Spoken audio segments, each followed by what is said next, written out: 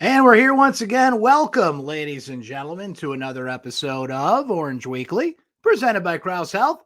My name is Brent Axe from syracuse.com, and we're back. And we're back after a pretty impressive opening day for Syracuse football. But Connecticut awaits, and can the Orange keep the momentum going is the big question here. So just a reminder for those of you tuning in here, we do this little program live Thursdays at noonish on these channels you're watching now, the Syracuse Orange football Facebook page. We go on Syracuse Orange Sports on YouTube as well. If you missed the show, not a big deal. The YouTube clip will be available to you. We put it out on our social media channels, so I hope you're subscribing to all those. Those of you watching on Facebook can always watch the replay, and we do put up a post on syracuse.com as well. Your comments are certainly welcome throughout the program. We'll highlight some as we go and answer your questions and comments throughout the program here. So jump in the comment section and you guys be a part of the conversation here as we talk some Syracuse football. And wow, what a debut. I know we're getting closer to game 2, and you know, we're always kind of in that interesting point of the week where it's like, how much do you reflect on the past versus look ahead to the future? But it's hard to ignore. It's hard to not look back. And I know Syracuse fans are still pretty high off of that win. And it was as impressive a debut as you can get, with Syracuse taking down Louisville 31-7. There's just so much from that game that continues to kind of rattle around in the brains of Syracuse football fans. First of all, the way, look, the offense was one thing, and we'll get to that. That defensive performance was as impressive as it gets. They completely shut down Malik Cunningham, who is one of the better quarterbacks in the ACC. The crowd was incredible. 37,000 plus in the Dome, was loud from start to finish. They were a part of the game. You know, Louisville gets that first false start penalty in the first quarter, and Syracuse fans could just smell blood after that. And they were going after more. They caused a couple more false starts. The crowd all over Louisville, and that team was just confused. Now, you look at the final score and you say, boy, Syracuse dominated, and they did. But remember, that was a 10-point game going into the fourth quarter. Now, Syracuse scored right when they got into the fourth quarter to take a 24-7 lead. But, you know, that was within range. And the other big thing in that game that you look back and you say, wow, I can't believe they won this game in the fashion that they did, given this number. They had 18 penalties. I mean, that's absurd.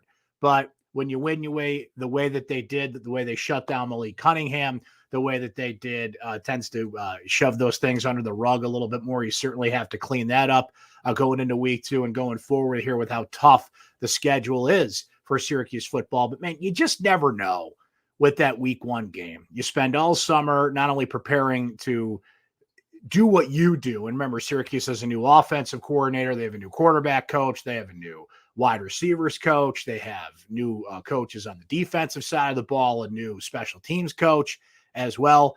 And you just don't know how it's going to go in week 1. You don't have a preseason game. You're starting with as impressive a team as you can start with, you know, on the schedule that we've seen in years, an ACC opponent in prime time. And it was a team that had dominated Syracuse since both teams had crossed into the ACC. Syracuse had only beaten Louisville once in 2018. So to completely shut down Malik Cunningham the way that they did, to see the offense in the flow that they did, even with the penalties, right? A lot of those penalties were offensive line, procedural things. You know, it was interesting. Dino Baber said at his press conference earlier this week that Louisville was doing some things they weren't supposed to do. The refs didn't call it. I think they were in the neutral zone a lot. I think they were trying to draw people off sides, doing stuff that kind of falls in the category of it's not illegal, but it's not allowed as well, if that makes any sense, right? So what a debut for Syracuse. And now we start to see what happens in week 2, right? Now, the old cliche in football is you make your biggest improvement from week 1 to week 2. I think that's a bit of a misnomer. I don't really necessarily think that's improvement, as we're going to talk about here shortly with Syracuse, but you know more about your team.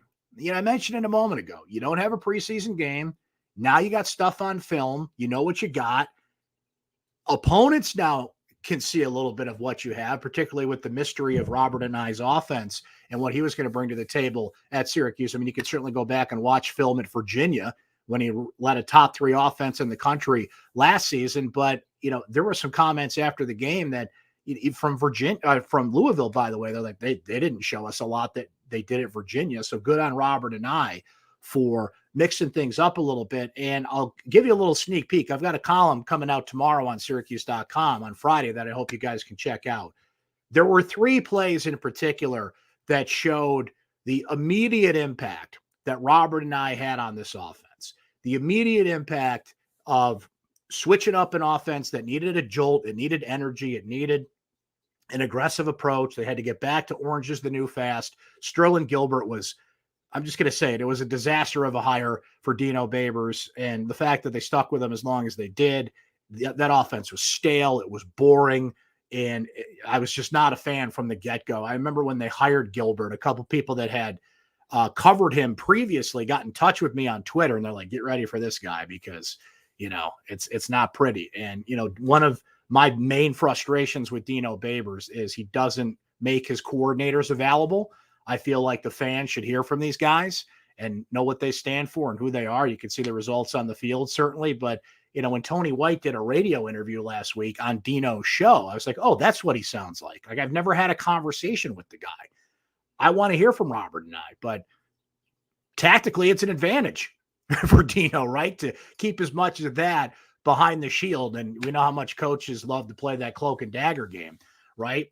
But the point being, we started to see some things, particularly pre-snap movement, for whatever reason in the past few years. And it's varied under Babers in now his 7th year. Syracuse just didn't do a lot of pre-snap motion, which is a simple but effective thing to throw off a defense right before the ball is snapped. Like, make the defense account for certain people and throw it off. And, I want you guys to read the column, so I don't want to give it all away here. But let's just say Sean Tucker, not only as a receiver, but as a decoy, is a huge factor on this team. Now, Tucker actually was second on this team last year in receptions. But who felt, as a Syracuse fan, watching last year, that Tucker was a receiving threat, right? He just got second in receiving by happenstance. This was the 120th passing offense in the country, something crazy like that a year ago. So now he feels like a threat. Not only a threat to catch the ball, he had that 55-yard touchdown pass where he catches a short pass in the flat from Schrader and woo! Chris Berman, whoop, whoop, whoop, right side of the field, gone. I mean, when that guy gets second level, good, you're just not going to catch him. So not only that, but go to Alronde Gadsden's touchdown catch. Go to Garrett Schrader's touchdown run in the 4th quarter. And as I'll detail in the column, Tucker as a decoy was huge in those circumstances. So we saw that from Robert and I, and it's called the air raid. Doesn't necessarily mean you got to throw the ball 50 times a game. It was funny because, who was it that said it this week? Oh, Schrader. Schrader was like, I want to throw the ball every down, but we kind of have a good running back, so we got to use him. And as Blake says here, it makes a great point. I noticed Gatson got his touchdown because they were glued to Tucker. 100%, Blake. 100%. He comes out of the backfield. Now, again, pre-snap notion here. Get a little football nerdy. Pre-snap motion. Tucker, right before the snap, goes out as a receiver to the left. So Louisville's got to account for that. He runs his route, gets stopped right at the line of scrimmage because they're like, oh, crap, we got to account for this guy. Gadsden's wide open in the end zone. So if you don't cover, you're damned if you do, damned if you don't. If you cover Tucker, someone else is going to get open. If you don't, you're going to get people wide open. And on Garrett Schrader's touchdown run, he had a nice little lane right through the middle. It was incredible. Allison says, you want to see more from the receivers for sure this week. Schrader threw a few passes that should have been caught last week. Allison, that is actually a great point. So Schrader was 18 of 25 last week, 237 yards. He only threw for over 200 yards twice last season. So he's already there once. I think we can anticipate under Robert and I, that's only going to grow as the season goes. But you mentioned the drops. 3 catchable balls. Just right in the hands of the receivers. And, game one, that kind of thing, you have to give it a little bit of slack there for these guys to get in motion. But they better be ready now because this particular game, Tucker was a big target in the receiving game. Gatson gets the open play, but it could be a completely different thing this week. It could be Devon Cooper, who's featured a lot. It could be who knows? And like you said, you want to see the receivers get involved. I think that's actually going to be a weapon here. I think that's going to be an advantage for Robert and I, because you just don't know yet. They don't have a feel of where he's going to go with the ball, who's going to be targeted in this thing. And, frankly, against Connecticut, I think a bunch of these guys should get open and should have plenty of opportunities against this team. But that is a great point. And that's the thing I'm most intrigued by with this team is what Anai is going to bring to the table week in and week out. And so we said hi to our friend Marty down in Florida. Go Orange. There you go. Good to see you again, sir. So that was quite an opening day for Syracuse. Now, here is what Dino Babers and this team have to solve, if you will.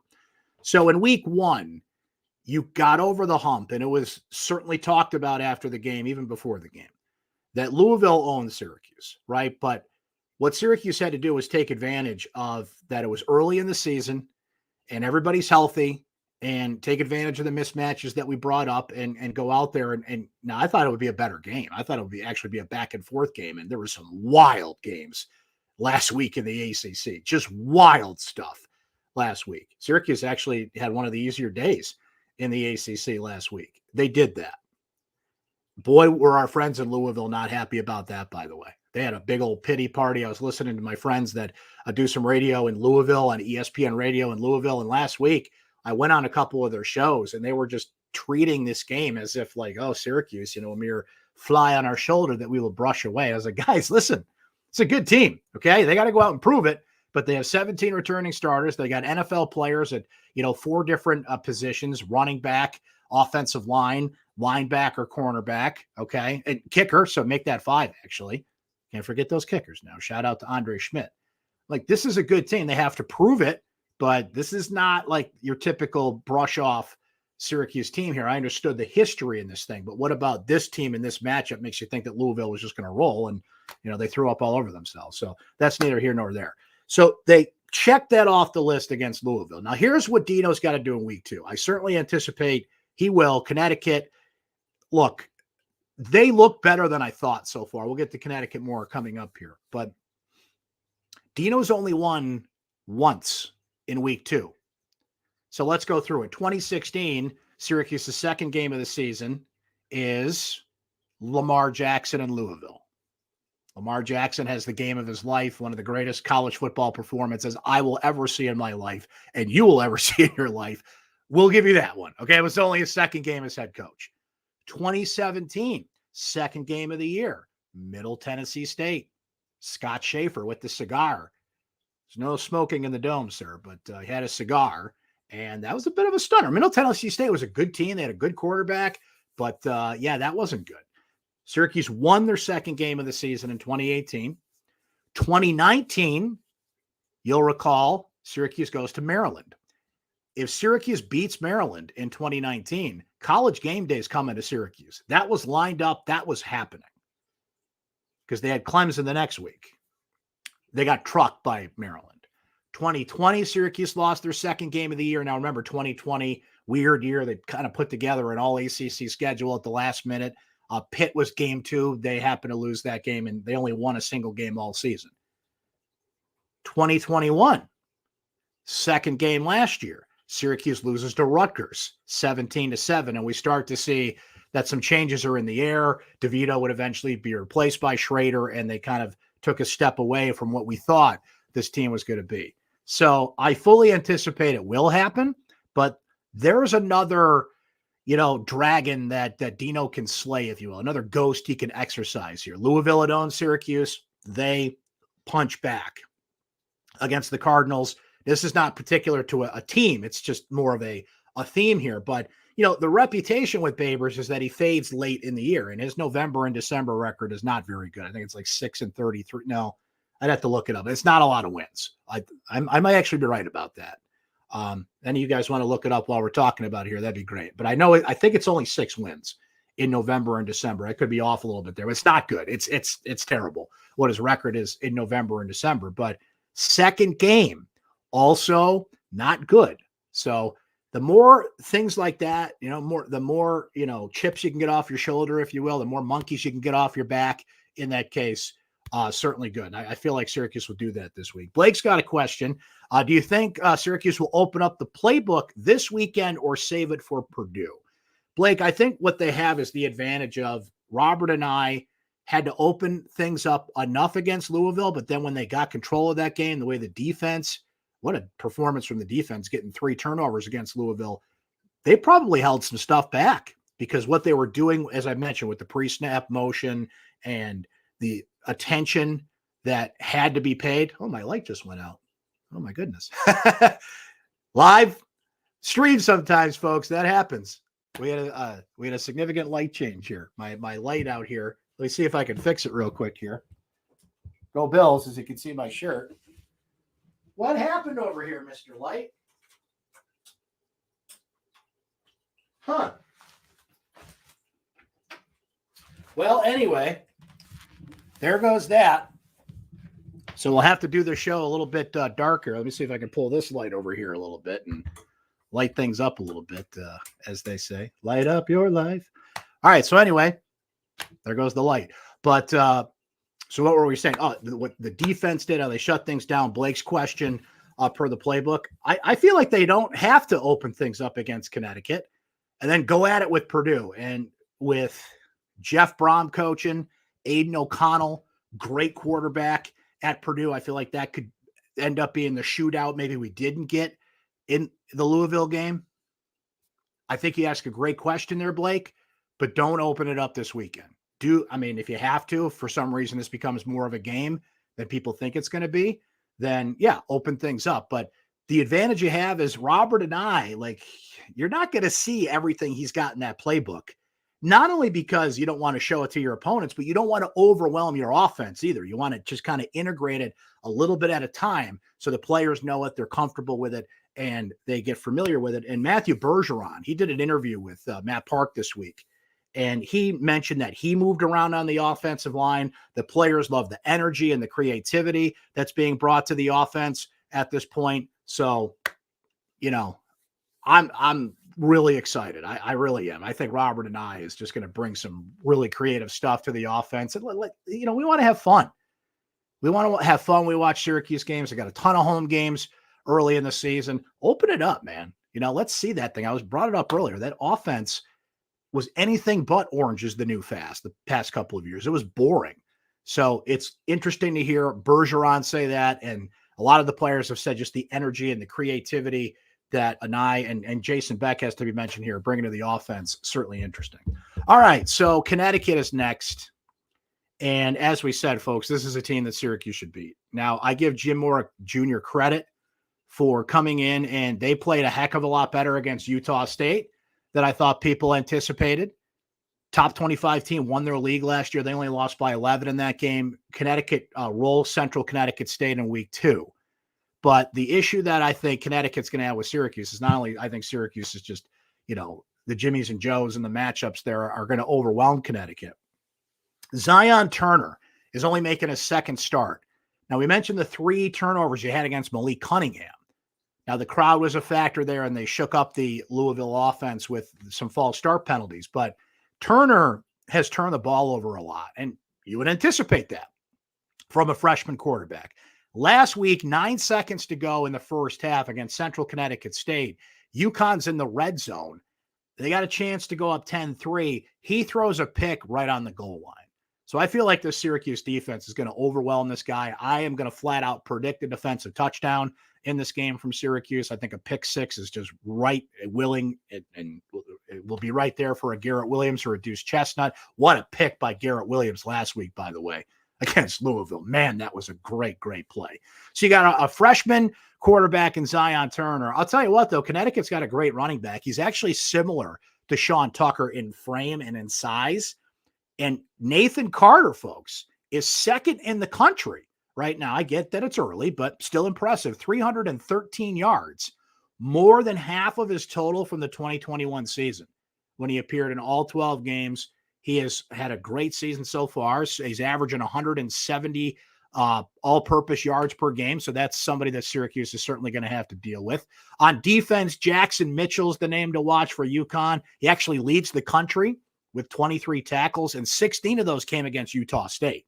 He wasn't piling up numbers against the bad Central Connecticut State team last week. He actually, showed up in a real deal football game. So look, they got a couple of players, and it's a Saturday night game. They're fired up for Syracuse to visit. So, hey, game on, right? They're going to want to make that a hectic atmosphere for Syracuse as well. So much like the Dome was a hectic atmosphere for Louisville, that's what they're going to try and do. About 40,000 people is capacity at Rensselaer Field in Hartford. I have not seen what attendance is looking like for this. I haven't looked, to be honest with you, but I would imagine it's, no matter what the numbers are, it's going to be a pretty good crowd for those that remember Syracuse and UConn. Syracuse-UConn football was never quite the rivalry that it was in basketball. They played from 2004 to 2012 in the Big East, a couple of times since, but there haven't been a lot of great games between these two. Either it's, when you look at the history of these two, either Syracuse kicks their butt or frankly, Connecticut's kicked Syracuse's butt a few times. Late end years of the Greg Robinson era, even a couple in the Doug Marrone era. Randy Edsall's no longer there. Some of those familiar things about UConn have faded away. As we mentioned, Jim Mora Jr. is the coach there now, but I don't anticipate any trouble at all for Syracuse in this game. What was my score? Our predictions are up on syracuse.com today, so I hope you can check those out. But I think I said 42-10 or something like that. I think Syracuse wins. I think they cover the point spread. It's 20 points. Never know. UConn could get in there with a backdoor cover at the end. So be careful for entertainment purposes only how you bet this game. But I feel like Syracuse wins. They win convincingly. And as Blake brought up, Purdue comes up after that. The start of 4 straight home games. There's a bye week in there as well. And just take care of business, break the week 2 hex, and get to 2-0 and get those Syracuse fans excited. That crowd was great for week 1. I think that week 3 crowd, that's a noon game. Okay. I think part of the reason the crowd was so amped up for Louisville was it's an 8:00 kick, prime time. Everybody's got all day to sit around and have some adult beverages in moderation and get a little lubed up for that one. Noon games, it's tough to kind of get the engines cranking earlier in the day. But going to that 2-0, and we can start to see something cool build here for this football team for sure. It was a hell of a opening day for the Orange. Blake, boy, tease me with a good time. Got the Bills shirt on here today. Bills Rams tonight. Really excited to see the Bills on opening day. I'm a little nervous about all the attention the Bills are getting. They're like the betting favorite. There was a graphic yesterday, like the entire NFL game day crew, made their predictions and they showed the graphic. They all picked the Bills to win the Super Bowl. It's like, man, the Bills go from, the team that's trying to, be the underdog and fight its way up and gain respect after so many years not being in the playoffs to the Super Bowl favorite. But look, they've got the best team, and I think you ride the wave, and I am going to pick the Bills to win the Super Bowl this year. I think the Bills beat the Eagles in the Super Bowl, and they beat the Rams tonight. I think we're going to see a great game tonight. What I'm worried about tonight is you got a couple of great receivers on the Rams going up against a Bills secondary that is not full strength. Trey White's out. You got a couple of young guys that kind of have to hold down the fort here, but I think that Bills pass rush is so good that it'll overcome that. And, frankly, Buffalo's best defense sometimes is his offense. And I love the Von Miller addition to the defense. Look, the Rams will be fired up. They'll be at home, Super Bowl celebration, but I'm going to take the Bills tonight, and I'm going to say we're going to get like a 34-28 type game. I think we're going to get a very entertaining game tonight, and the Bills take this one. We'll get a comment in here from Rob before we sign off here. We had all those penalties last week, but still had a really efficient day offensively. Can't have all those penalties, but we overcame them in a way we have not seen in a while. Is there more of a positive in that scenario than we realize? No question, Rob. No question about it.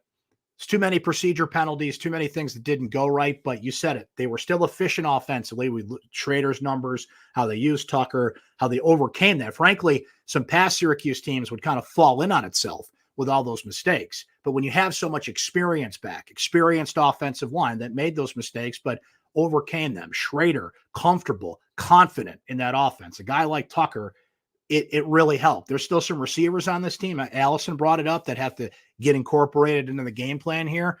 But to have that many penalties and a majority of those, I want to say 12 of those, were on the offensive side of the ball. And to overcome that, you're absolutely right. That number's still got to be a lot less this week. I mean, 18, you are not going to continue to get away with that, even against teams like Connecticut. So, let's see that number come down this week for sure. All right, what do you say we end there for this week?